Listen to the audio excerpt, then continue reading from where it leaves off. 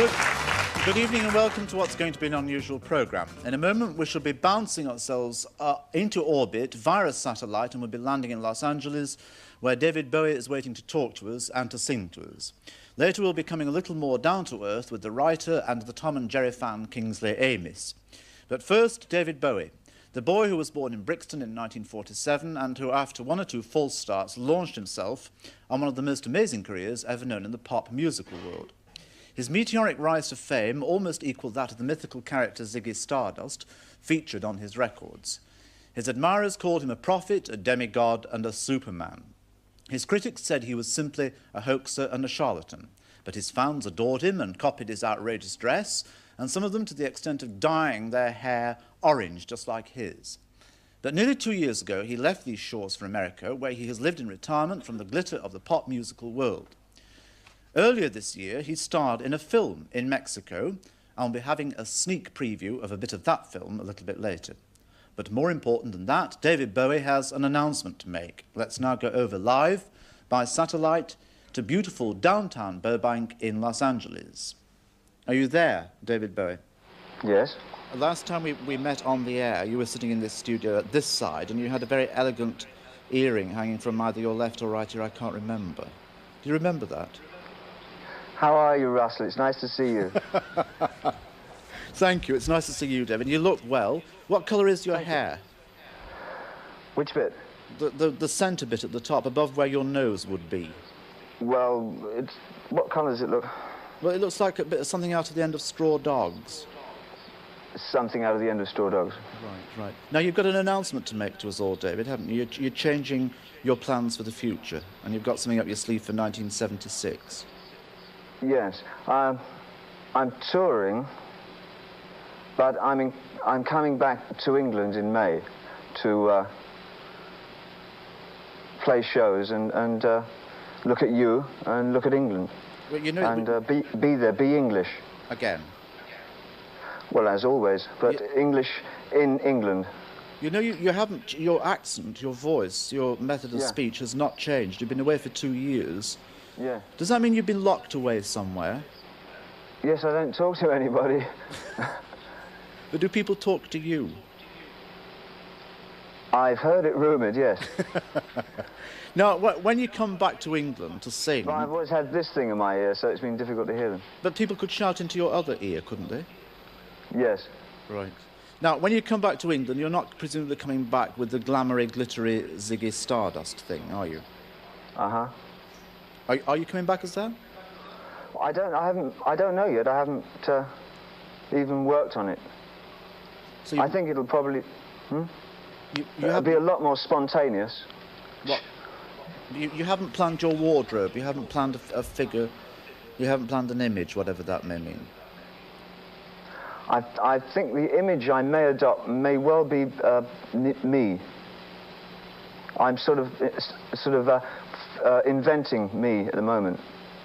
You mean reinventing you, yourself? Yes, self-invented. From the waist upwards? Yes, jolly uncomfortable. Is it? Now then, how are you... But you really have no simple idea about what you're going to wear. I mean, are you going to wear a little suit, a straight suit, or are you going to be I know what songs I'm going to sing, which is the most important thing.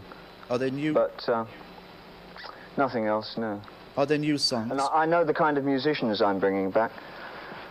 And I know sort of approximately how long I'm going to sort of play for on stage, but that's the important thing.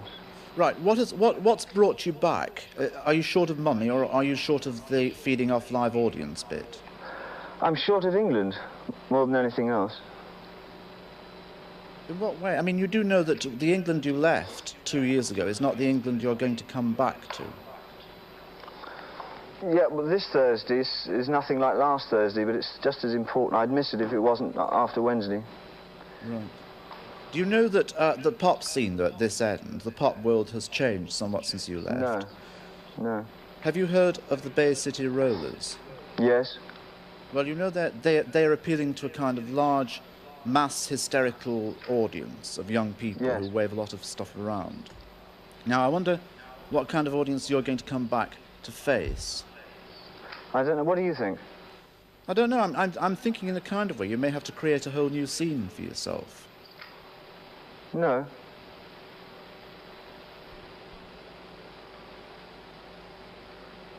Well, can't qualify that. I'll just come back and play my songs. Now, for someone, you've been quoted as saying, David, that for someone who's not really a very good musician, you've made a lot of rumpus, a lot of noise. Yeah. If you don't think you're a good musician, what are you looking for at this moment? What are you searching for? Got liquid, it. liquid. Treetop apple juice. Is it good? Would you spit some across the satellite? No. Good. For someone who claims not to be all that good a musician, why are you coming back to perform on stage? Or are you a better musician, in fact, than you admit? I can't link those two parts. If I'm not that good a musician, why am I coming back? Yes. Yes.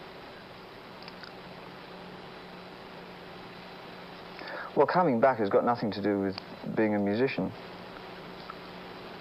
But do you think you're a better musician after 2 years away from... I don't play anything on stage.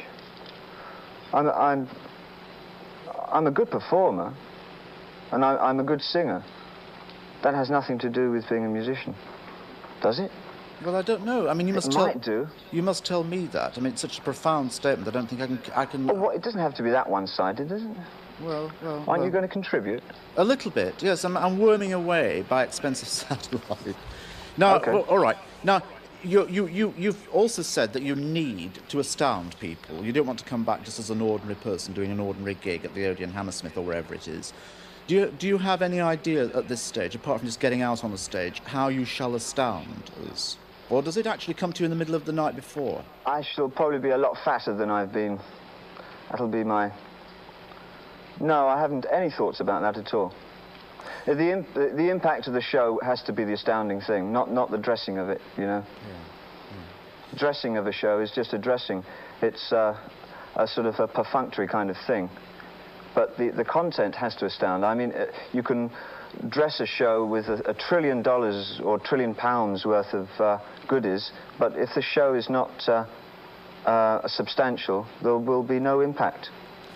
In your memory, what is the best thing you've done on any stage anywhere that still lives with you, that you use as a measuring stick? That's very hard. One of the most exciting things I did was work with old Lindsay Kemp, back in where would it be? I can't remember which theatre we did it in, but years ago. It was a combined sort of mixed media show. That was very good. And it didn't have to be a big, glossy, exciting thing. I mean, it was a small, but something important to you. Well, yes. Right. Now, you've just finished making the film called The Man Who Came to Earth. Fell to Earth. Fell to Earth, I beg your pardon. One of the it's not an easy film to explain to people who haven't seen it, and it's not yet finished, is it? It's finished in visual. It's not finished in sound. I've got to record the sound. We've written a lot of it. I tell you, all I can tell you is it's a love story more than anything else. It's very, very sad, very romantic. It brought a lump to my throat watching it. And it's been a gas working on it. Yeah. How much of a new... How easily did you take to the discipline of filmmaking, which is, as we all know, a hard... Oh, quite easily. I'm a very disciplined person, you know. It was exciting for me to work with other people who are as disciplined as I am. Are you being absolutely accurate and honest when you say you're a disciplined person? Oh, yes. You impose a discipline on your own music writing, on your own work, do you? I mean, you don't just get up when you know what I'm saying to you. A lot of people in your position have a kind of reputation. A discipline doesn't mean that you make sure that you have breakfast at 8 o'clock in the morning and you are out of the house by 8:30. Discipline is that if you conceive something, then you decide whether or not it's worth following through, and if it's worth following through, then you follow it through to its logical conclusion. Good. And do it with to the best of your ability. That's the discipline. Yes? I applaud that answer. Whether there are areas in it that are not to one's liking, you have to go right the way through it and do it, and that's what I do. And more importantly, not to other people's liking. I mean, there are often things that if you decide to do as a major star, you're gonna get people worked up about. Yes. Because you don't appear at the right place at the right time, or imagination is drying up and you need something else to refuel it. It's because I thoroughly enjoy looking at myself and looking at the environment that I'm in at any time with the eyes of someone who's not involved in any particular line of the arts. So it comes out as a sort of eclectic manifestation, you know. So I'm still a fan of everything. Fan of films, fan of records, fan of rock bands, and fan of yours. Well, most kind I am of a fan of yours. Are you really? Fan of yours. Well, Yeah. let's get back to eclectic manifestations. Now, the film, we're going to look at a bit of it, and then we'll talk a bit more about it. Here you are, having fallen to Earth, and as you're adjusting to the Earth's atmosphere, you gain the attention of a young lady in your hotel room. Listen, I must say, just before you put that on, it's assumed that I'm an alien from outer space. It's not necessarily true. All right, fine, we'll come back to that. And then, when I was 15, I worked in this pharmacy in a hospital, delivering medicines to all the floors. It was a real responsible job. Boy, you're really hooked on water, aren't you? One of these days you ought to try one of these. Am I talking too much? Maybe I ought to go. Oh, Lord, it's after 3. I guess you're tired. Well, I'll just finish this up and then... And then, I think I'll have another one. You know, I really like you, mister. What do you do? For a living, I mean. Oh, just visiting. Oh, a traveler. Could you help me out, please? Sure. Oh.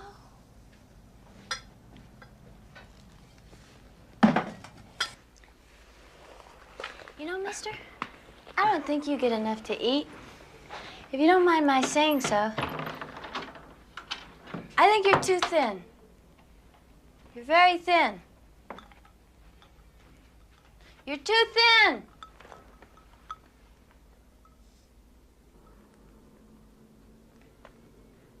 Do you come from a city? No, I come from the country. Ah, I wish I lived in the country. You know, this is a very unhealthy place. Water here's all polluted. They put all kinds of chemicals in it to keep people from getting sick. It's a very unhealthy place. I think it just takes getting used to, that's all. It sure does.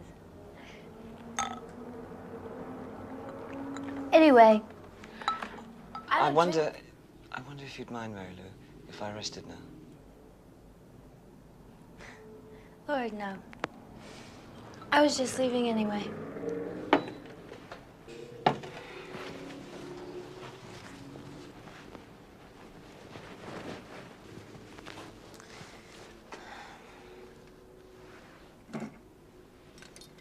I'll come back and see you tomorrow if you want me. I'd like to see you tomorrow. Perhaps you could arrange to bring me a television. TV? Nothing easier. Well, I'll be seeing you then, Mr. Sussex. Sussex. I don't know why, but I'll never be able to remember that name. Good night. Good night. Thank you, Mary Lou. Thank you. You're welcome.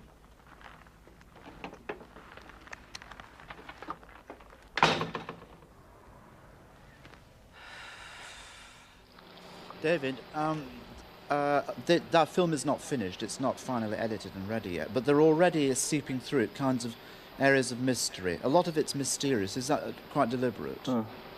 Yes, it is a mystery. As love affairs generally are. Is it giving too much away to say that it's a desire, that it doesn't end too happily either? It's a very sad film. No, it's not a happy ending. Did you? I thought Candy Clark... Isn't Candy Clark good? Very good indeed. Excellent. Has she worked there in films before? The last thing that she was in was American Graffiti. Yeah. But did you yourself... Were you yourself a contributory factor to the film? I mean, did Mr. Rhodes stop and say, which way do we go? Which way do we move? What do you think? Or were you under total direction? No, under total direction. My contributing factor was my acting and persona in general. I've got the greatest respect for Mr. Rogue and his work. I would not have done the film otherwise.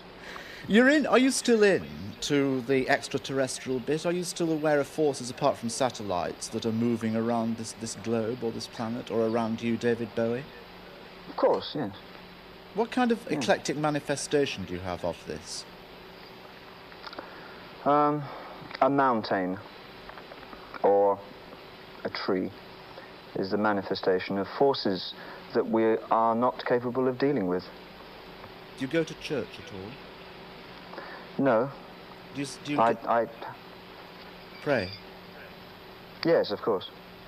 But do you pray to mountains and to trees and to those physical manifestations, or to some kind of spirit? I don't think I would like to get into that over a 20-minute interview. You wouldn't?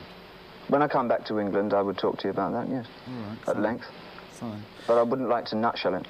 Has the film, that's sensible, has the film whetted your appetite for making more movies? No, funnily enough, what it did do was increase my appetite for going back to a lot of the bits and pieces I used to do many years ago, like painting, writing, spending free time with myself and my family, getting out of cities. And relaxing a lot? No, not relaxing, so much as feeling at ease. Right. Well, can I let you feel at ease for a second or two while we take a commercial break at this end, and we'll come back to you in about 2 minutes' time. Meanwhile, stay tuned.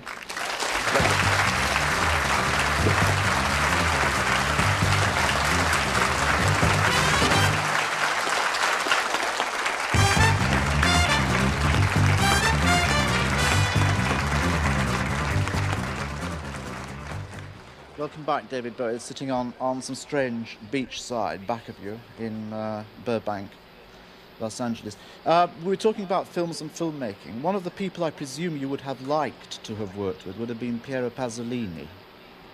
Would I? Well, I've read that in odd interviews you've given to people, you found his work exciting. I can't think of working with anybody apart from Nicholas Roeg at the moment. I've never done a film. I don't know when I'll do another film. And for me, it's not a question of getting into films. It was something tangible and tactile for me to work in.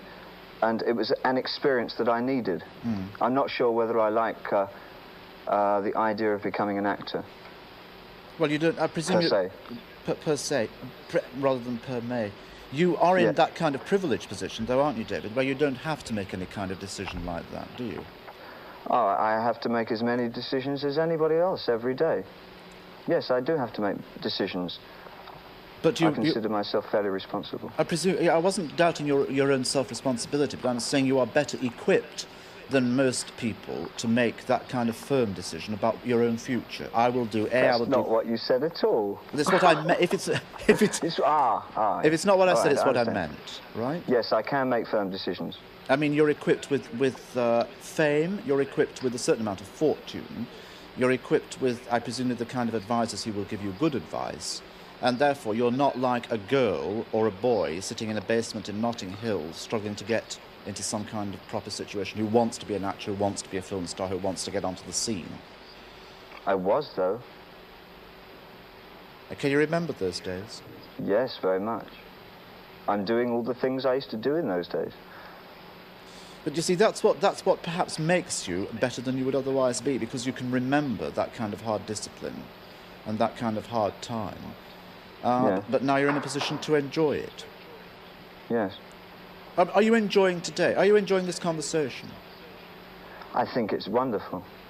I do enjoy it. No, I enjoy it a lot. It's a shame it's so short, because these days I'm very careful about launching into sort of I've noticed that. discuss. It's only because I like conversation a lot, and it seems such a waste to just, you know, fire away at random. Right. This is lovely, though. Do you? I think it's moving at a very sensible pace. Good.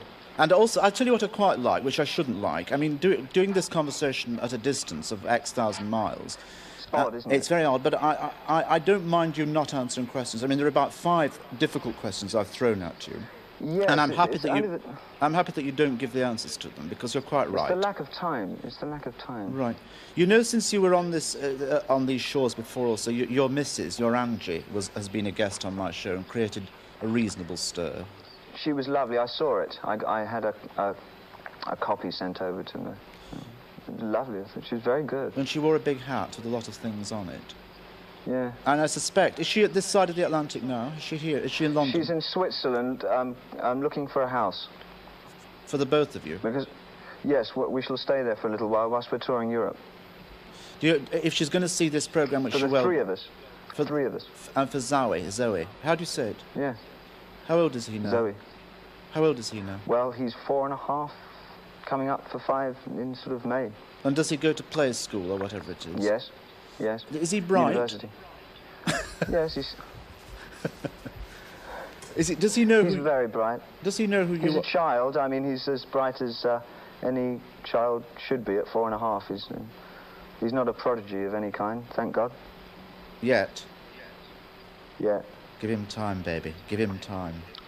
You know, also, since you've been away, or quite recently, the newspapers have been having a bit of a bash at your mother. And saying that she's a bit tearful from time to time, and that she's suffering a certain amount of anguish, and that she doesn't hear from you an awful lot. Is that eyewash or is it real? That's really my own business. And that's how it's going to stay, is it? Yes. I see you still have a keen sense of rumour, Russell. Highly developed sense of rumour. Well, David, we're coming towards the end of our all too brief conversation. Oh, that's a shame. I think what we might do is end with a bit of music, because I gather that at your end, at beautiful downtown Burbank, you have some music with you. I mean, you're not going to get up on your feet and do it, but... No, I wish I could, actually, but time won't permit it. But we'll see. I know what it is. I'm very drunk in this. In what? In the bit we're going to see? What you'll see now. I was very nervous, so I had a couple of drinks, which I never do. I really shouldn't have. It's lovely. It's very funny. Does it show? Oh, yes. Well, let's have a look at it. The song is called The Shape of Things to Come. And David Bowie... No, of course it isn't. We're having a preview of The Shape of Things to Come. The song is called Golden Tears. Mr. David Bowie, we'll come back to you after we've seen the song. You did get it wrong. It's I did get years. Years. Years. Why don't you introduce it from that end? This is David Bowie singing Golden Years from his forthcoming album, Station to Station. Golden years,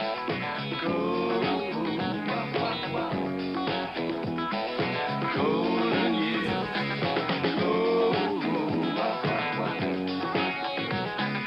golden years, don't let me hear you say life's taking you nowhere.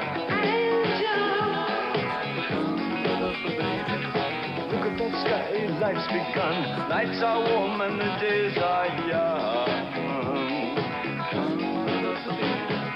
There's more people lost, that's all, but I'm begging you save a little.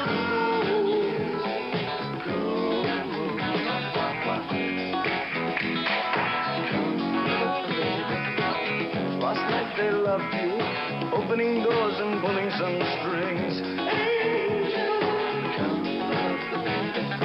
Didn't walk luck and you looked in time. Never looked back, walk tall, act fine.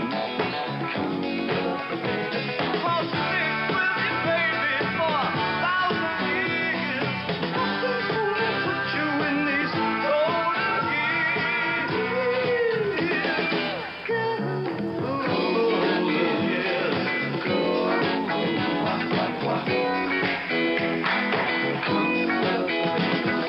Some of these days and it won't be long. Gonna drive back down where you once belonged. In the back of a dream car, 20 foot long. Don't cry, my sweet, don't break my heart. Doing all right. life, you've got to get smart. Wish upon day, I believe, oh Lord, I believe, oh run for the shadows, run for the shadows in these golden years. There's my baby, lost her soul. Once I'm begging you, save a little golden years.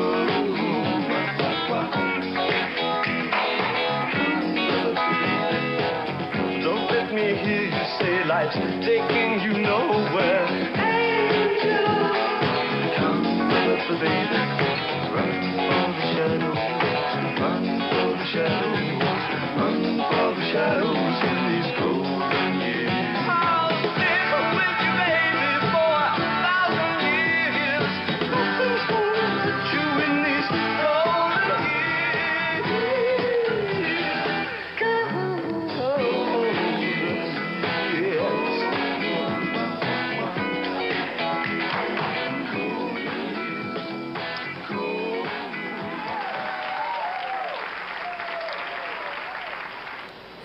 Very well done. It didn't seem all that intoxicated to me. You seem to be well in control of that situation. Oh, that's my judgment. Are you a stern critic of yourself? Yes. But you're happy that we should all have seen that, even though you think you weren't in full control of that situation? Oh, yes, of course. You were wearing a demob suit or something in that. What kind of suit was it? The suit? I know, but do you know what a demob suit is? Yes, yes. Well, It's the kind of thing people wore when they came out of armies. That's right. I mean, a lot of bags around the knees and things. Yes. No, it was functional. It was a functional suit. That suit was very functional. It was a functional suit. Right. Now, I'll tell you what, David, we've had quite a functional conversation. I mean, you have functioned at your... It's been very good. I liked it very much. Well, you functioned at your end, and the satellites function in the middle of the sky, and I functioned at this end, and you wore a functional earpiece, and you've had a functional glass of whatnot at your side. And I hope the functional English functionally enjoyed this. I'm functionally sure they Very functionally much. will have done. But I'm going to hold you you. to your promise, which is when you do come back, we'll keep the airwaves open a bit longer. Most certainly. I'd Right. love to do that. We won't I'd talk- appreciate that a lot. We won't talk about Angie, we won't talk about your mother, we won't talk Well, about Zoe, we'll talk about extraterrestrial things. let's not plan it. The worst thing we can do is plan a conversation. Meanwhile, can I wish you a happy Let's Christmas? have a telephone on the show. A phone And in? have people... Yes, Will you do that? I'd love to. Well, if we can get satellites across half the world, I think we can get a telephone from Clapham. I'm sure we can. Meanwhile... Yes, that would be wonderful. I'd like to do that a lot. All right, and you'll be truthful and honourable and answer every question that's put to you, I'll be David Bowie. which is a useful and functional end to this interview. God bless you, happy Christmas and good night.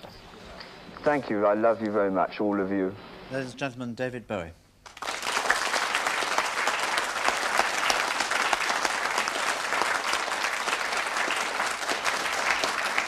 David Bowie from Burbank, Los Angeles. I can now get rid of this piece of equipment and introduce you to something completely different.